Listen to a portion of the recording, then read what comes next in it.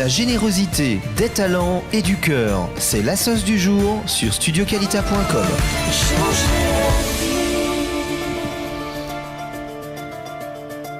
Et nous sommes en présence du nouveau, on va dire, du nouveau Roche à la tête de l'association et les Ayés en Israël. Ça s'appelle Améirim en hébreu, les éclaireurs peut-être, ça se traduit comme ça. Bonjour, bienvenue. Bonjour. Alors, vous appelez Dan Toledano. Très heureux. Vous êtes en Israël, mais moi aussi, le plaisir est partagé. Vous êtes en Israël depuis 13 ans. Voilà, vous avez fait votre alia. Alors, pas du tout dans le monde associatif, puisque vous dirigez une société d'informatique à Ranana, je crois. Tout à fait. Voilà, donc a priori, rien à voir avec les EI. Enfin, si, quand même. Moi, je suis un ancien EI. Mon épouse, Florence. Je vous taquine. Oui, on est des anciens EI. Et puis, nos enfants sont aux EI. Déjà, avant qu'on fasse notre alia, notre grande fille a été aux EI quelques fois, quelques camps. Et puis, depuis qu'on est là, nos enfants sont mordus des EI. Alors, c'est intéressant de voir comment les francophones qui débarquent comprennent qu'il faut aussi être actif, que faire son alias, ce n'est pas une fin en soi, et continuer l'engagement associatif qu'ils avaient dans une autre vie, en France notamment, eh bien, ça fait chaud au cœur. Et donc, comme c'est quand même nouveau, vous allez nous dire pourquoi c'est nouveau, parce que pour nous, les EI, c'est vieux. C'est voilà. nouveau, mais c'est dans le prolongement d'une activité très ancienne. Déjà, le mouvement des EI. Le mouvement des EI en France est un mouvement qui va bientôt fêter ses 100 ans. Et le mouvement des EI en Israël a déjà 18 ans. C'est Jean-Charles qui était sur ce plateau, Jean-Charles Zerbib qui était sur le plateau il y a quelques semaines, qui a lancé cette initiative il y a 18 ans, qui était en fait, qui avait pour objectif de réunir des enfants d'anciens EI et les envoyer sur des camps en France pour, tout d'abord, les lier au mouvement auquel on était attaché, leur permettre de garder la langue française et puis aussi nous laisser quelques semaines de vacances aux parents pendant l'été. mais le nouveau, c'est ce qui s'est passé en fait. Donc ça, c'est ce mouvement qui a été, cette association, on va dire, qui a été créée il y a 18 ans, qui s'appelle les EI, tout simplement par Jean-Charles, c'est, on va dire, Aleph. Voilà. C'est Shlav Aleph, ouais. La première phase. Ouais. Maintenant, avec la recrudescence de l'Alia de France, toutes ces nouvelles familles qui débarquent, vous vous êtes rendu compte qu'il y avait un besoin chez ces familles, chez ces enfants. Et donc, vous avez décidé, il y a 2 ans, je crois, c'est ça, vous m'arrêtez si je me trompe, de remonter une autre association. Non, c'est-à-dire qu'en fait, il y a 2 ans, ce qui s'est passé, c'est qu'on a décidé d'ajouter aux activités qui étaient d'envoyer des enfants en France, d'ajouter des activités en Israël. Déjà des mini-camps, c'est-à-dire des activités au cours de l'année, et surtout de faire des camps en Israël pour des enfants israéliens francophones qui ne voulaient pas aller sur des camps en France ou pour lesquels il n'y avait plus de place pour aller en France, et aussi pour permettre à des groupes locaux d'EI français de venir en Israël et donc de faire en fait ces réunions, au lieu qu'elles se fassent en France, qu'elles puissent se faire en Israël. Ce changement qui a eu lieu déjà donc il y a 2 ans nous a permis de nous rendre compte qu'il y avait un besoin autre qu'on s'imaginait même pas, de familles ou d'enfants israéliens qui pour eux les EI en tant que tels, le mouvement des EI en France, ça leur parlait moins, mais par contre un mouvement de jeunesse à majorité francophone en Israël, c'était un vrai besoin. Et là, on s'est rendu compte que les demandes en termes d'inscription sur les camps israéliens explosaient. Pour vous donner un exemple, cette année, par exemple, nous avons limité nos camps en Israël à 150 enfants, 2 groupes. Mais on aurait pu arriver à 300. Oui, alors juste pour remettre les choses en perspective, donc les camps EI, les colos, on va dire, pour ceux qui comprennent mieux. Pas les colos, d'accord, les camps EI, là j'ai rien dit. Donc on parle de 250 enfants, il y a 150 enfants qui partent cette année, donc ça veut dire je crois la semaine prochaine. Oui, tout à fait, la semaine prochaine. 150 enfants qui partent avec vous en Israël et 100 enfants israéliens qui sont envoyés dans les camps EI en France. Oui, c'est génial. Oui, c'est tout à fait exceptionnel en fait, parce que d'abord c'est une grosse logistique. Très grosse. Qui fonctionne que sur des bénévoles ? Qui ne fonctionne que sur des bénévoles. Aujourd'hui, qui ne fonctionne que sur des bénévoles. Et effectivement, c'est l'une des évolutions qu'on va avoir l'année prochaine. Bien entendu que les animateurs en tant que tels, comme dans tout mouvement de jeunesse, continueront à être bénévoles, mais effectivement, il va nous falloir structurer le mouvement, parce que cette croissance nécessite une légère professionnalisation de cette activité, parce qu'il y a des problèmes ou des soucis d'assurance, de logistique, où là, il va nous falloir peut-être des cadres qui seront des cadres professionnels ou en tout cas boursiers peut-être dans certaines situations. Des cadres formés à ce genre de situation, j'imagine. Ce que nous souhaitons surtout, c'est que ce soit des cadres qui soient des anciens du mouvement. C'est-à-dire ce que nous voulons, c'est garder un prolongement entre les enfants, les animateurs, les cadres. Alors, s'il y a d'autres personnes qui ont évolué dans d'autres mouvements de jeunesse, vous n'êtes pas fermé. Ah oui, on est très ouvert. Ah ben voilà, donc tout le monde peut avoir envie de... Il n'y a pas de problème. Je sais que beaucoup de gens nous voient, nous regardent, et c'est vrai qu'on était très discret jusqu'à présent, on n'a fait aucune pub, et pourtant on a eu beaucoup d'inscriptions juste avec du bouche à oreille. Mais là, comme vous le voyez, je suis là sur ce plateau pour commencer à en parler, et parce que l'année prochaine, nous sommes très ambitieux, et nous souhaitons vraiment que ces activités qui vont commencer à se dispatcher sur le territoire israélien avec des snifim, donc des groupes locaux dans différentes villes, à Jérusalem certainement, à Ra'anana où on a beaucoup d'enfants, mais peut-être aussi à Tel Aviv et à d'autres villes, que ça prenne, et que ça prenne avec beaucoup de succès. Alors ce sera quoi ? Ce sera un endroit où on peut faire des activités pendant la semaine, comme aujourd'hui les mouvements de jeunesse israéliens le font, comme le Bnei Akiva, comme Ezra, comme...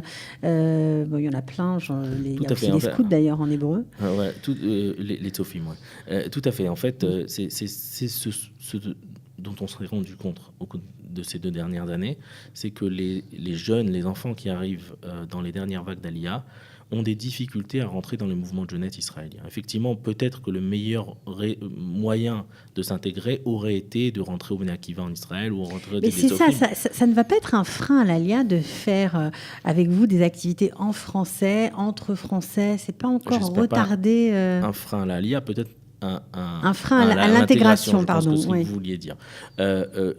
Non, je pense pas. Je pense que le moyen d'intégration qu'on imagine, c'est une intégration des nouveaux Olim par les anciens Olim.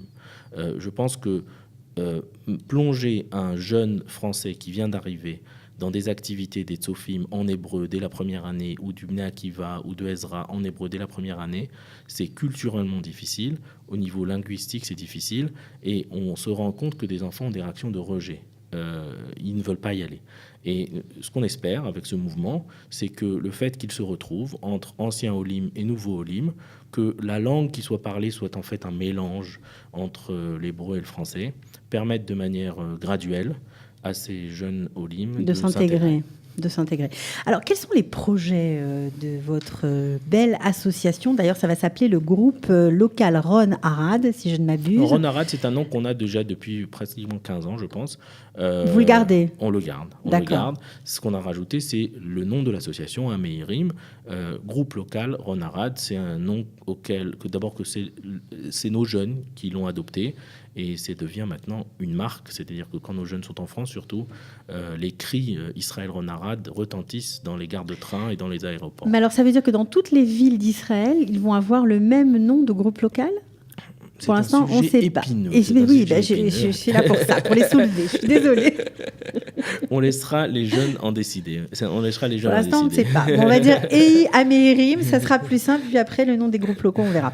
Alors donc, on a dit, on répète, 150 enfants qui partent sans pub. Il faut bien le dire parce que certains ont voulu s'inscrire, mais alors là, même avec de la protectia, ça n'a pas marché. Pas de place. Ouais. Il n'y avait pas de place. Ok, 150 enfants qui partent dans des camps en Israël, formidable. Donc vous avez pour objectif l'année prochaine quoi ? Des camps, des mini-camps, des activités ? Alors, nous avons pour objectif l'année prochaine de structurer en fait les activités. Alors, structurer, ça veut dire déjà de les rendre, on va dire, un peu plus organisées en termes d'inscription, en termes de gestion des activités, en termes de logistique, mais surtout en termes d'encadrement. Donc, ce qui est important pour nous, c'est que notre groupe d'animateurs soit un groupe fort, un groupe qui soit bien formé et qui soit engagé, c'est-à-dire qu'ils se sentent responsables de ces activités dont chaque jeune, les animateurs en Israël commencent à être animateurs à partir de l'âge de 16 ans, donc ils sont assez jeunes. Et en plus, la carrière d'un animateur en Israël est assez limitée, puisque avec l'armée, ça s'arrête. Donc c'est 3 ans d'animation. Donc pendant ces 3 ans, c'est très riche, c'est très exigeant, et on veut que nos animateurs s'engagent pendant cette période-là. Les activités, proprement parlées, ça va être des activités déjà au cours de la semaine. Pour l'instant, on se donne comme objectif au début de partir sur une activité mensuelle dans les différentes villes où on sera implanté. 3 mini-camps au minimum, Le premier sera dès Chol HaMoed Sukkot, après Hanouka, après Chol HaMoed Pessah, des camps de formation pour les jeunes, et puis surtout, le summum, les camps d'été. Donc nous visons grand pour les camps d'été de l'année prochaine. Je ne veux pas donner de nombre, parce que... En tout cas, il y aura en tout cas plus de places que cette année, on l'espère. On est ambitieux. Alors, comment on fait pour s'inscrire au mini-camp de Sukkot? Parce qu'apparemment, il faut s'y prendre à l'avance, on a bien compris. Nous enverrons donc à partir de la rentrée des mailings, et on fera un peu plus de pub. Mais oui, parce qu'il n'y a pas que les îles, il y a des gens qui gravitent autour, qui ont envie peut-être d'envoyer leurs enfants. Mais enfin, il faut être quand même... On est ambitieux, mais d'un autre côté, on est responsable. Et il n'est pas question pour nous de ne pas tenir compte du fait qu'il faut suffisamment d'animateurs pour encadrer les groupes d'enfants. Et c'est pour cela que nous voulons que cette croissance soit progressive. La première phase sera effectivement de se compter entre nous, c'est-à-dire les cadres du mouvement et surtout les animateurs. Combien d'animateurs nous aurons l'année prochaine dès la rentrée? Et en fonction du nombre d'animateurs, nous pourrons être à la taille de nos ambitions. Alors, comme en France, les EI Amérim d'Israël se veulent pluralistes, ouverts, apolitiques, engagés d'un point de vue social? Alors, c'est ça, en fait, qui nous différencie, en fait. Et c'est pour ça qu'en fait, on s'est rendu compte qu'il faut peut-être créer un nouveau mouvement de jeunesse. Les mouvements de jeunesse en Israël existants marchent très bien, mais peut-être qu'ils ne sont pas adaptés à 100% aux vagues d'Aliyah qui viennent de France. Et les Olim Hadashim qui viennent de France ont une vision de leur appartenance et de leur identité juive qui est peut-être différente. Elle est plus ouverte, elle est en général mixte, garçons et filles ensemble. Elle est plus ouverte à différents courants religieux et certainement non politisés. Et tout cela, on ne le retrouve pas dans les mouvements de jeunesse en Israël. Donc oui, ce que nous voulons, c'est qu'on recrée en Israël un mouvement pour les Olim Hadashim, mais peut-être, on n'a pas de limite à nos ambitions, qui pourrait accueillir peut-être des Israéliens, le cas échéant, dans quelques années, qui soient dans la droite ligne de ce que sont et ont été les EI pour nous en France. Donc on peut se retrouver de différents courants religieux, selon les principes du scoutisme, un engagement social très fort, et qui nous permettent, comme on dit, d'être non seulement engagés dans le mouvement, mais au travers de l'engagement dans le mouvement, s'en servir de levier pour notre engagement social dans la cité. Participer de façon active à la vie sociale en Israël. Alors, on pourra en parler encore longtemps. On parle souvent de Kalita, on se demande, mais qu'est-ce que Kalita fait vraiment avec les associations? Alors, on sait que le Kalita a pour but et pour vocation de lier les associations ensemble, de les aider, de se professionnaliser, de porter un peu leur voix, leur action. Qu'est-ce que ça vous a apporté, vous? Ou qu'est-ce que vous attendez peut-être de Kalita? Alors on démarre, notre relation avec Kalita démarre, enfin elle a quelques mois. Moi personnellement j'ai rencontré Ariel Kandel et David Zaguri il y a quelques semaines pour parler de notre projet et de la collaboration que nous voulons bâtir pour nos activités de l'année prochaine. Il est certain que l'engagement avec Kalita peut nous apporter beaucoup, et je pense que peut aussi apporter beaucoup à Kalita. C'est un engagement mutuel des deux côtés. Je pense qu'il y a une valeur à cette collaboration. Pour nous, ce que nous espérons, c'est que au travers de cette collaboration, nous puissions donner à notre mouvement, et surtout au cadre de notre mouvement, aux animateurs de nos mouvements, la possibilité de continuer dans d'autres associations ou en parallèle à leur activité en tant qu'animateur, de pouvoir faire par exemple du soutien scolaire, de l'engagement social. C'est-à-dire que vous apportez vos forces vives, on va dire, à Kalita, vous les présentez à Kalita, et Kalita peut, en fonction du panel d'associations qu'elle connaît ou qu'elle fréquente, leur proposer, voilà, vous avez peut-être des forces vives aux EI qui peuvent vous aider pour faire du soutien scolaire ou autre chose, ou du bénévolat, Tout à fait, XY. Ce que nous ne voulons pas, c'est dénaturer le côté mouvement de jeunesse des EI de Améry. Ça restera un mouvement de jeunesse, et donc nous ne voulons pas y ajouter d'autres activités qui ne sont pas de l'ordre du mouvement de jeunesse. Mais par contre, Kalita est une plateforme extraordinaire qui peut nous permettre à nos cadres de pouvoir rayonner vers d'autres associations pendant leur vie étudiante ou après, quand elles évoluent, et surtout leur apprendre à être engagés et continuer d'une association à une autre, à continuer cette vie d'engagement. Et professionnaliser aussi, j'imagine, leur engagement. Tout à fait. Voilà, bon.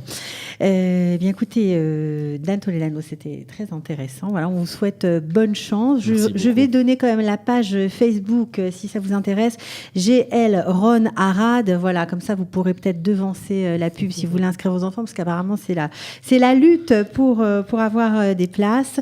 En tout cas, on vous souhaite bonne chance. Bravo pour votre engagement. C'est pas facile quand on est chef d'entreprise, d'en plus donner de son temps. Non, mais c'est vrai. Je veux souhaiter à tous les enfants qui partent cet été, qui partent la semaine prochaine. À quand est-ce qu'ils partent? Ils partent, alors pour ceux qui partent en France, ils partent Motzei Shabbat et dimanche matin, et ceux qui partent en Israël, ils partent mercredi. Donc je veux souhaiter... Ils vont où, ceux qui partent mercredi? Ceux qui partent mercredi, ils vont dans le nord d'Israël, à Tzipori et autour de Tibériade, on va dire essentiellement. Et donc je veux souhaiter à tous ces enfants d'excellents camps, d'excellentes vacances, et merci.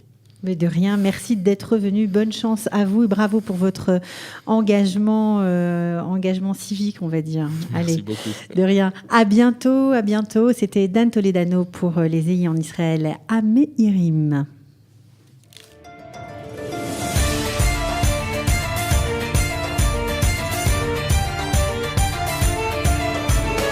De la générosité, des talents et du cœur, c'est la sauce du jour sur studioqualita.com.